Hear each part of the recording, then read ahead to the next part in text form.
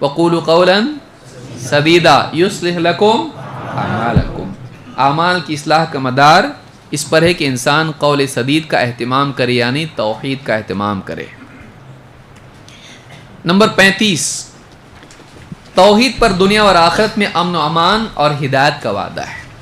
अल्लाह ताला की तरफ से हिदायत का वादा भी तौहीद की बुनियाद पर है कि अगर ज़िंदगी में तौहीद हो, अल्लाह ताला गुमराह होने से उसको बचाता है और उसकी सही रहनुमाई करता है, वो सही डिसीजन ले सकता है और उसके लिए दुनिया और आखिरत में अमन का वादा है। गलबे का वादा तो है, लेकिन अमन का वादा भी है। अल्लाह ताला फरमाता है अल्लज़ीना आमनू वलम यल्बिसू ईमानहुम बिज़ुल्मिन उलाइका लहुमुल अम्न व हुम मुहतदून।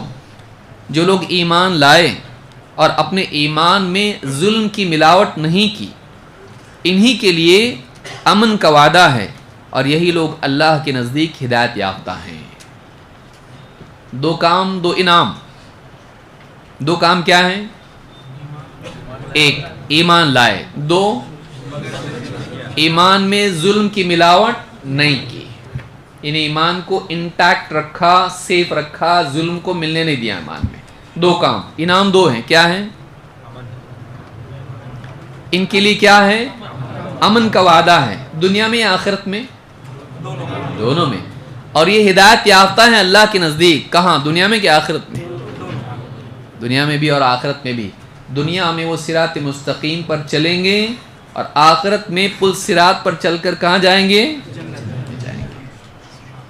तो दुनिया और आखिरत में इनके लिए अमन का और हिदायत का वादा अल्लाह की तरफ से। किन के लिए? जो ईमान लाए और अपने ईमान को बचाए रखा, शिर्क को मिलने नहीं दिया, इसमें शिर्क की मिलावट होने नहीं दी। इसकी तफसीर में अब्दुल्लाह इब्न मसूद रज़ी अल्लाह तआला फरमाते हैं लम्मा नज़लत हाज़िहिल आया, जब ये आयत नाजिल हुई अल्लज़ीना आमनू वलम यल्बिसू ईमानहुम बिज़ुल्मिन शक्क ज़ालिका अला अस्हाबिन नबी सल्लल्लाहु अलैहि वसल्लम। जब ये आयत नाजिल हुई, जो लोग ईमान लाए और अपने ईमान में जुल्म को मिलने नहीं दिया, सहाबा पर यह आयत बड़ी दुश्वार गुजरी, भारी पड़ी। वक़ालू अय्युना लम यज़लिम नफ्सहू। सहाबा कहने लगे, हम में से कौन है जिसने अपने ऊपर जुल्म न किया हो, यानी कुछ न कुछ कोताही या कुछ न कुछ गलती उसने न की हो, क्योंकि अपने ऊपर जुल्म करना, गलती करना, गुनाह करना की माना में होता है। अल्लाह के हुक्म को तोड़ना इस माना में आता है। इसीलिए आदम अलैहिस्सलाम ने दुआ क्या की थी?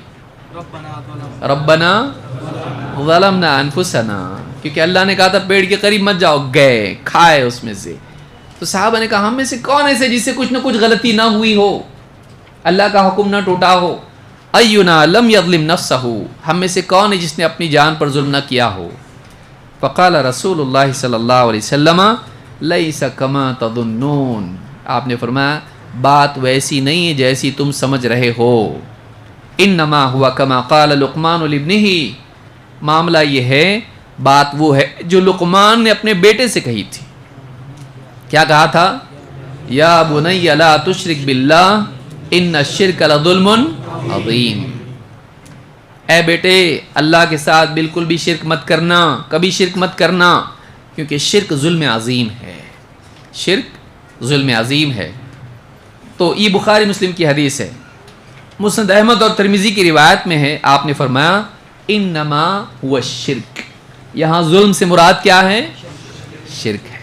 जो लोग ईमान लाए और अपने ईमान में जुल्म की मिलावट नहीं की, तो जुल्म से मुराद क्या है? यहाँ पर शिर्क है। जो ईमान लाए और अपने ईमान में शिर्क की मिलावट नहीं की, कि अल्लाह को तो मानते, बाबा को भी मानते हैं, हाँ, अल्लाह के आगे भी सजदा करते हैं मस्जिद में, और कब्र पे जाके बाबा के आगे सजदा करते हैं।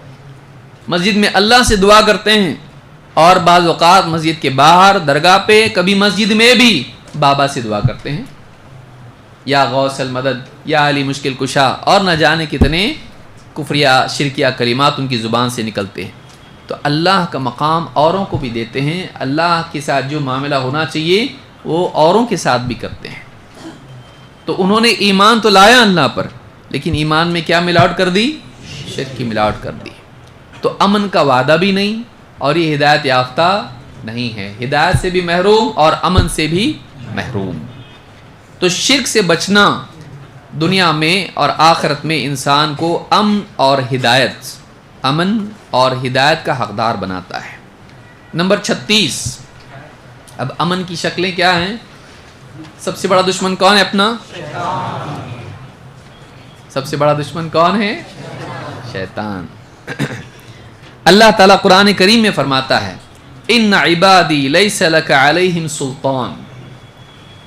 شیطان سے اللہ نے کہا، ابلیس سے اللہ نے کہا میرے بندوں پر تیرا کوئی زور نہیں چلے گا، الا من اتبعک من الغاوین، لیکن جو لوگ خواہش نفس میں آ کر تیرے پیچھے چلنے لگ جائیں یہی لوگ ہیں جن پر تیرا زور چلے گا۔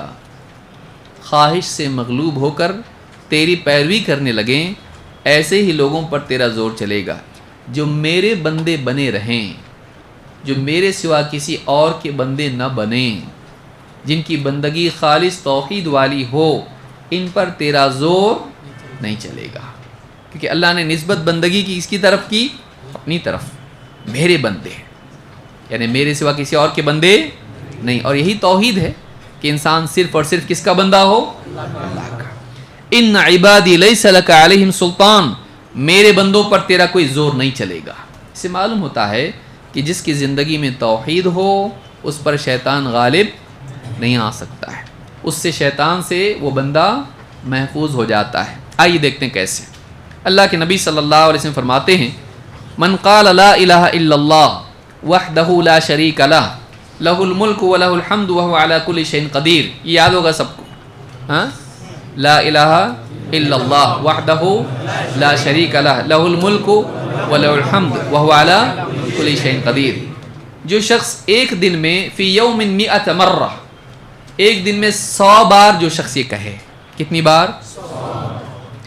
کانت لہو عدل 10 رقاب، اس کے لیے 10 گردنیں آزاد کرنے کا ثواب ملتا ہے، 10 غلاموں کو آزاد۔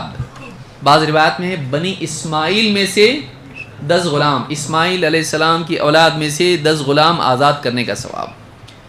وَكُتِبَتْ لَهُ 100 حسنہ، اور اس کے لیے 100 نیکیاں لکھی جاتی ہیں۔ وَمُحْيَتْ عَنْهُ 100 سیئہ، اس کے 100 گناہ اس کے نامہ اعمال سے مٹا دیے جاتے ہیں۔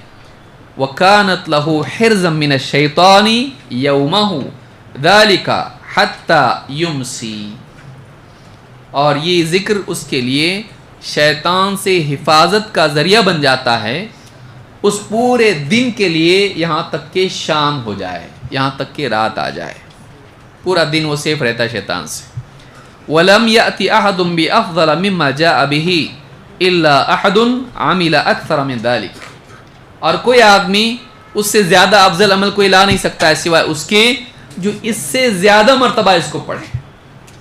100 سے زیادہ پڑھے گا تو ہی اس سے افضل بن سکتا ہے، ورنہ نہیں۔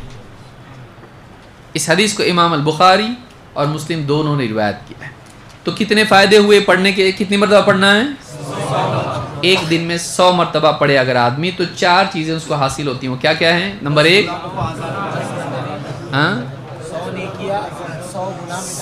10 غلام آزاد، 100 نیکیاں، 100 گناہ مٹا دیے جاتے ہیں، اور پورے دن کے لیے شیطان سے محفوظ ہو جاتا ہے۔ تو شیطان سے حفاظت کتنی بڑی چیز ہے۔ تو یہ 100 مرتبہ پڑھنے سے آدمی، اور اس کلمے میں کیا ہے؟ توحید کی بات ہے اس میں، لا الہ الا اللہ وحدہ لا شریک لہ لہ الملک و لہ الحمد وہو علی کل شیء۔ تو یہ شیطان سے حفاظت کا ذریعہ ہے۔ نمبر 37، نہ صرف شیطان سے بلکہ توحید مصیبتوں سے نجات کا ذریعہ ہے۔ ہر آدمی پر کچھ نہ کچھ پریشانی، مصیبت، بلائیں آتی رہتی ہیں، اس سے نجات پانے کے لیے کیا ہے؟ اللہ کے رسول صلی اللہ علیہ وسلم فرماتے ہیں من اصاب ہم او غم او سقم او شدت، 4 چیزیں آپ نے بیان کی۔ جو کوئی شخص فکر میں، غم میں، بیماری میں، تکلیف میں مبتلا ہو، فکر کائے کی رہتی ہے؟ آگے کی۔ غم کائے کا رہتا ہے؟ پیچھے کا۔ تو جس کو فکر یا غم ستائیں، یا وہ بیمار ہو یا کسی مصیبت میں، تکلیف میں، شدت میں ہو،